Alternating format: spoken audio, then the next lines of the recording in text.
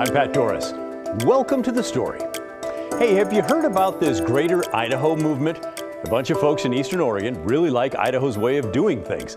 They want to change the border between the two states. I guess that'd kind of make this side the lesser Oregon side. I'm not sure that I'd bet on this happening, but it sure does show that there are a bunch of folks fed up with their treatment. So tonight, the Greater Idaho, Lesser Oregon idea. That's our big story.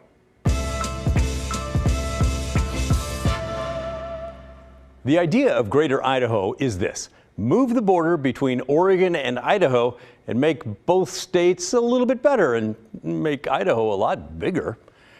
More conservatives in Eastern Oregon can join the red state of Idaho. The heavily blue northwestern portion of Oregon, that'd stay the way it is without having to deal with disagreements or issues out east. That's the vision of supporters anyway. The whole idea got started back in 2019. It gained traction because many in Eastern Oregon feel like lawmakers in Salem only care about the western half of the state. For a very long time, there's been this urban-rural divide, and people on the east side of the state have felt like their state-level government has not heard them, has not understood their way of life, their values, their problems, and has enacted policy that doesn't work for us in Eastern Oregon. Now, you might be sitting at home scoffing about the thought of moving the border, but you should know voters in Eastern Oregon are serious. Look at this. 11 counties have voted to start talks. Those are the counties in the red. Wallowa County is green right now, but in May, voters there will decide whether to join the movement. Now, it's important to note that these votes are simply a message to state lawmakers. They're saying, hey, pay attention to what we care about, and we want to start talking about moving this border. The momentum is greater than it's ever been for this movement. The next step is getting the legislatures involved, and that process is underway now in Idaho. Last week, for example, the Idaho House of Representatives approved a measure to get the border moving talks underway. There was not exactly unanimous support, but there was enough to get the bill to pass the House. Why wouldn't we at least want to have a conversation about increasing the size of our state? You know that up until just recently, we've been the #1 fastest growing state in the nation, with a lot of people coming here, and our open areas are becoming less and less apparent. So we would be looking at adding a large landmass to the state of Idaho. Why not have that conversation? We should not be self-segregating by ideology like this. I think we're on a path to civil war if we keep going down this path. We have got to learn to get along better and work together better. The answer cannot be to just start carving up the country and redrawing lines that have been in place for a century or more just so that we can only be surrounded by people that perfectly agree with us. I think this is an unfortunate direction for America, for Idaho, and for all concerned. And I hope that someday we move in an America that moves away from the current wave of partisanship. I think this exacerbates a dangerous direction that America is moving in. The bill still needs to pass the Idaho Senate. Then it needs approval from Idaho Governor Brad Little. Again, the bill is only to get discussions underway. If passed, it would not automatically change anything.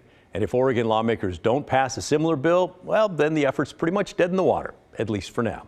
And yes, thanks for asking, there is a measure in the Oregon legislature to do just that. It also wants the two states to start talking about the border. It's sponsored by Republican Dennis Lithicum of Klamath Falls. It's sitting in the Senate Rules Committee, but it does not have any hearings scheduled. In my experience, that's often what happens to bills that are going to die in committee. And look, there are a lot of people who think this is just a big joke. Even if the bill passes in Idaho, it seems like a moonshot for it to pass in Oregon. Very unlikely. But KGW political analyst Betsy Johnson says for many voters in Eastern Oregon, this is no joke, no matter the odds against it. I think many people in the urban areas, particularly in Portland, dismiss this as a bunch of cranks out in Eastern Oregon. The fundamental question that you got to ask is, why are these people so angry? And this is visceral, real anger. There are a lot of issues that would come up between the two states if discussions were allowed to begin. That is a story for another day. And trust me, we are going to be doing more stories on this as the process either gains momentum or fizzles out. But just stop and think about it for a moment. It would not be a great look, and certainly not good publicity, for Oregon lawmakers to basically cede a giant chunk of the state to a neighbor. people like me are offended. I don't have a vote anymore, but people like me are offended that the question's being called. Some of the urban legislators might say, fine, don't let the door hit you on the way out. I don't know what's going to happen. It'll be an interesting discussion. I don't know how proud I would be to be the governor of the state of Oregon signing a bill that says, let's talk about some of the citizens in my state disliking this place so much that they're fleeing to Idaho. I would see that as a public national humiliation, but that's just me. All right, let's just pretend for a moment that both states do come to an agreement on moving the border. At that point, Congress would have to step in and approve the move. And if a recent statement from Oregon Congressman Earl Blumenauer is any indication, it would definitely be an uphill battle in Washington, D.C. With his tongue firmly planted in cheek, Blumenauer said, I would entertain a trade for Boise and Sun Valley. Gotta say, those are two beautiful spots. So there's what's going on. What do you think about the Greater Idaho movement? Do you think it's a joke, or would it be something that you'd be interested in entertaining if you're pretending that you're the governor? Let us know. Send us an email to thestory@kgw.com or call and leave a voicemail, 503-226-5090. Turning now to Measure 110. That's the Oregon law that legalizes just small amounts of hard drugs. We've taken some pretty tough shots at it here, and its implementation has been rough to say the least. But some of the money that comes with the law is making a difference. Tonight, we'll look at a benefit of more money flowing into drug treatment, which is the goal of the measure. Less people behind bars for drug use, more access to treatment. But in this case, the treatment itself is for those already incarcerated. Blair Best takes us to the Deschutes County Jail in Bend. There is my list. She's a constant presence. How are you doing right now? Good. Yeah, good. For inmates in recovery at the Deschutes County Jail. You want me to come see you right before you get out? Yeah. Yeah, okay. I'm a peer support outreach specialist. My job is funded with a Measure 110. Measure 110, the controversial law voters approved 2 years ago, decriminalizing low-level drug possession and offering health assessments and access to treatment instead. It uses marijuana tax money to pay for recovery services and peer support specialists like Shonda Jennings. That's good. That's good. It's surreal. That's what it is, for sure. Not too long ago, Shonda was the one incarcerated. It's like I was sitting in their spot before, so I can relate. She struggled with a decades-long addiction to heroin. And it wasn't until I tried the Suboxone MAT that actually was able to get my life back together. I'm so grateful that I was able to get out of it because I probably would be dead. The program that saved her life is medically assisted treatment, or MAT. With the help of Measure 110 money, it will soon be used in the Deschutes County Jail. It's an opioid detox method that relies on medications and counseling instead of withdrawals. So it lowers the risk of all the pain and all the suffering they have to go through, so we can really start talking about why are they using drugs and how do we move them off of this without all the pain. While Measure 110 may be revolutionizing addiction treatment in Central Oregon, some are still skeptical. I have a lot of support for the spirit of the idea, but as it's written and as it has progressed, I think it's a disaster. A disaster that's taking a toll on local families. Terrible, horrific. Can't believe that, it's my life. Jasmine Gwendon waits in the jail lobby. Her husband was arrested earlier that day. He suffers from an addiction to fentanyl. She's watched in fear as his addiction spiraled out of control. It's terrifying. You don't know if you're going to see them again, if you're going to hear from them again. You're afraid they're going to overdose and die. Her husband would be a candidate for the jail's new MAT program. I was like, that's amazing. It's exactly what the jails need to be offering people. There's light on the other side, and that you don't have to live in the bondage of the insanity of it. The jail is currently in the process of hiring nurse practitioners to run the MAT program. Now, once they have enough staff, they hope to launch it next month. Blair Best, KGW News. Thank you, Blair. I want to take a moment now for a follow-up on a story of an awful tragedy that happened in Salem about 11 months ago. A drunk driver lost control of his car and slammed into a group of homeless campers, killing 4 of them. Earlier this year, the driver pled guilty to several charges. and was sentenced to nearly 26 years in prison. In the aftermath of the crash, friends of the homeless victims gathered in the small triangle of grass just off a busy street in Salem. They built a memorial. They remembered those who died: Joanne Beck, Luke Kagi, Rochelle Zamakata, and Joe Posada III. He just smiled and he laughed. He was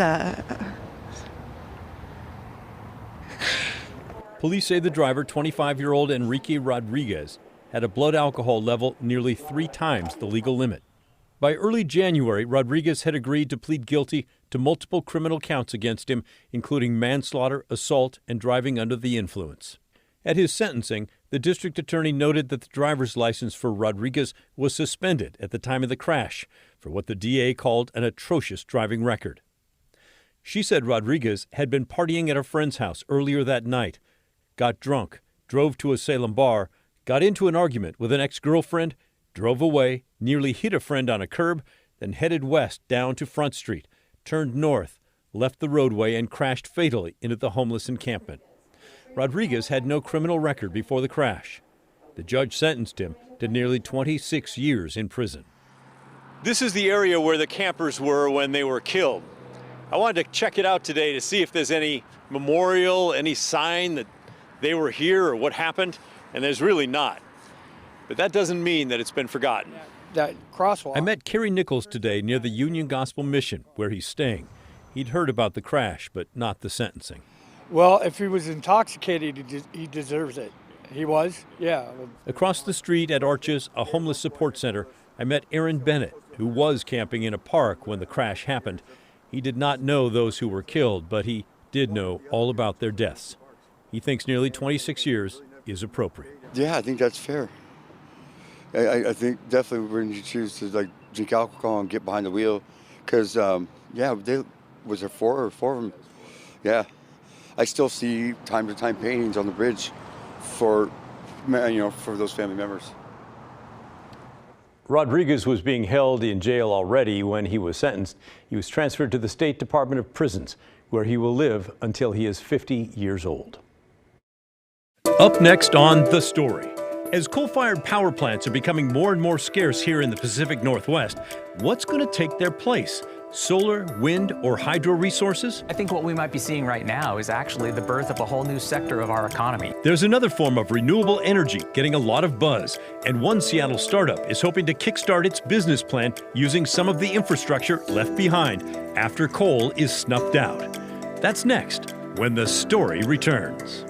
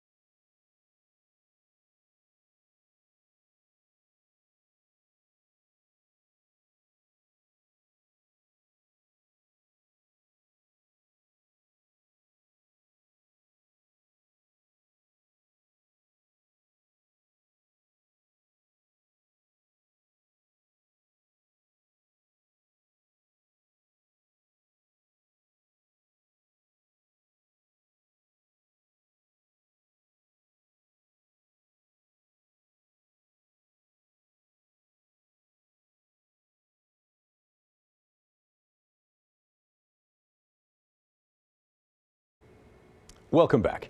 As society moves away from fossil fuels toward renewable energy, a real big question comes up. Will there be enough electricity? Solar's great until the sun hides behind the clouds, wind is nice until the wind stops blowing, and hydro is wonderful until there's a drought.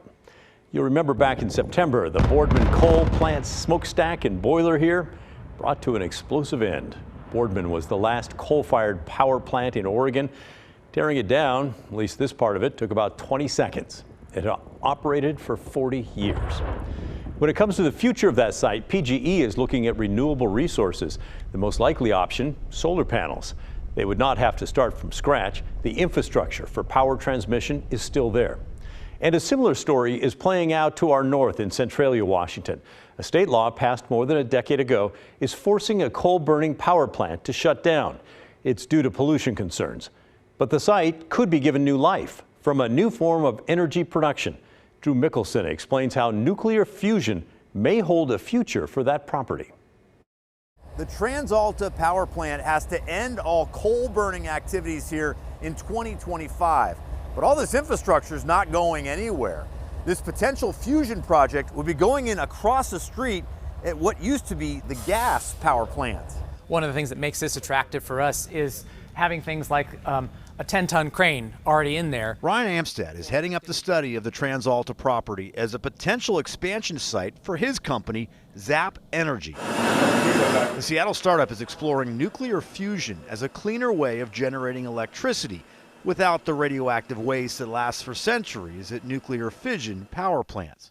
While the research continues, the company is outgrowing its Everett lab. We can go a lot faster if we can make use of what we've got here. In addition to larger lab space, the TransAlta property has transmission lines, cooling towers, and railroad service, all elements that supported the coal-burning power plant here dating back to 1971. A state law passed in 2011 based on pollution concerns called for the shutdown of the coal-fired, steam-powered 1 million horsepower generator. But TransAlta is looking at future opportunities here and awarded a $1 million grant to Zap Energy to see if this property would work for them and potentially as a future employer in Lewis County. So we're looking at all opportunities and how can we stay in the community. We've looked at wind, we've looked at solar, we've looked at other opportunities and whether we partner or whatnot. We would like to stay here. I think what we might be seeing right now is actually the birth of a whole new sector of our economy. Zap Energy is optimistic they'll find a cleaner way to generate electricity, potentially in Lewis County. The vision we have is that there's a Zap pilot plant here on site, putting clean, on-demand electricity out there available to the state of Washington and all its consumers. Zap Energy's site feasibility study should wrap up by about the end of 2024. TransAlta needs to stop all the coal burning here by the end of 2025. In Lewis County, Drew Mickelson, King 5 News. Interesting idea, eh? We'd love to hear your thoughts on this. Seems like a pretty interesting and good idea, but maybe you're not convinced? Let us know. Send us an email, will you? The address again, thestory@kgw.com, or call and leave a voicemail, 503-226-5090. Still to come on The Story, round and round, up and down. You can still find a few carousels around the Portland metro area, but none were as grand as the Jansen Beach Carousel. And now a local nonprofit is hoping to restore the masterpiece. They want kids today to enjoy what so many loved in decades past. What needs to happen to make that dream a reality? When The Story returns.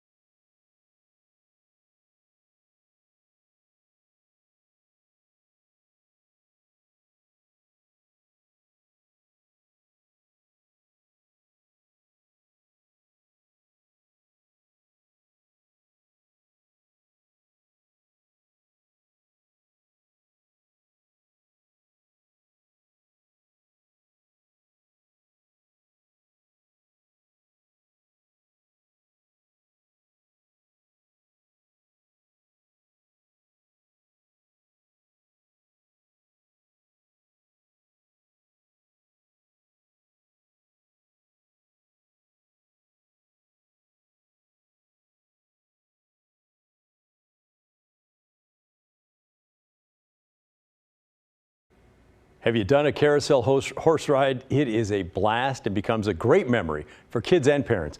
I remember the joy of going round and round at a fabulous park in Spokane. The goal was to catch a golden ring every time you went around. Sometimes I got it, but most of the time my brother got it before me. Here in the Portland area, there's no longer a single carousel that rises above the rest, but once upon a time there was. Stephen Redlin talked to a local nonprofit working to get the historic carousel out of storage and riding again. Carefully stored in an undisclosed place is a piece of history safely waiting for a new future. Let me get the lights on. All of these boards here with the white paint on them are the ceiling underneath the canopy, and we want to save every last piece. Protected in this secure storage area is a 95-year-old icon of Portland, the Jansen Beach Carousel. It's sort of a little vignette of a piece of the carousel canopy. To give you an idea of how large the carousel is, we have 18 of these rounding boards. Linked together with cherub shields, the top portion of the carousel was 3 stories tall. Riding on the deck 14 feet below were the horses.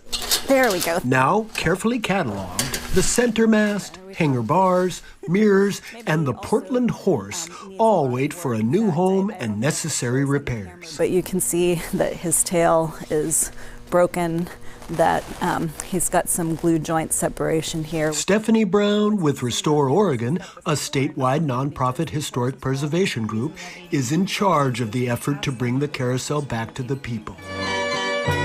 In 1928, the Jansen Beach Amusement Park opened to 40,000 weekend visitors.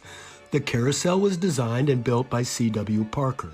The 66-foot diameter 4-abreast carousel was a highlight at the park. His carved wooden horses were characterized by their alive and charging style with real steel horseshoes.